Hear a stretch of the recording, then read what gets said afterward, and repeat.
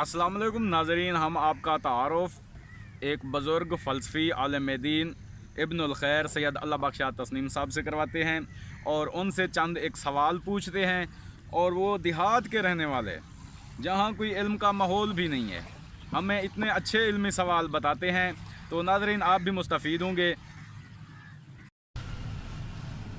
अस्सलाम वालेकुम शाह साहब। वालेकुम सलाम।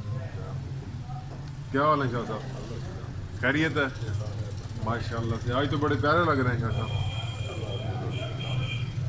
शाह साहब, आज हमारी तीसरी नशिस्त है, तो इसमें ये वजाहत फरमाएं कि अल्लाह के हम पर क्या हकूक़ हैं, यानी हम अल्लाह को राज़ी करने के लिए क्या करें।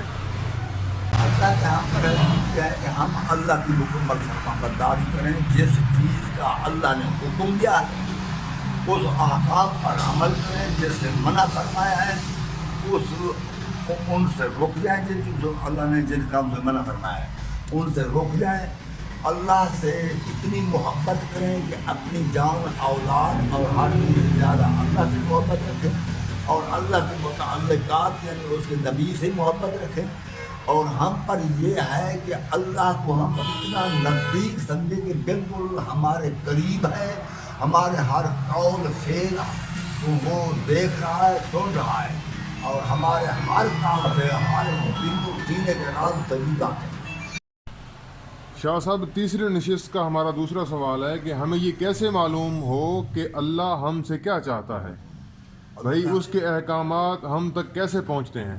अल्लाह ने हमारी हिदायत के लिए अम्बिया और रसूल भेजे, जिनका आखिरी ख़ातमुन नबीयीन हज़रत मोहम्मद मुस्तफ़ा सल्लल्लाहु अलैहि वसल्लम है। और हमारी हिदायत से अल्लाह ने किताबें नाज़िल फरमाई। आखिरी किताब जो हज़रत मोहम्मद मुस्तफ़ा पर नाज़िल हुई वो मुकम्मल और कामिल किताब कुरान मजीद है। तो अल्लाह ने उनके ज़रिए हम तक अहकामात पहुँचाए हैं। अब ये हमारी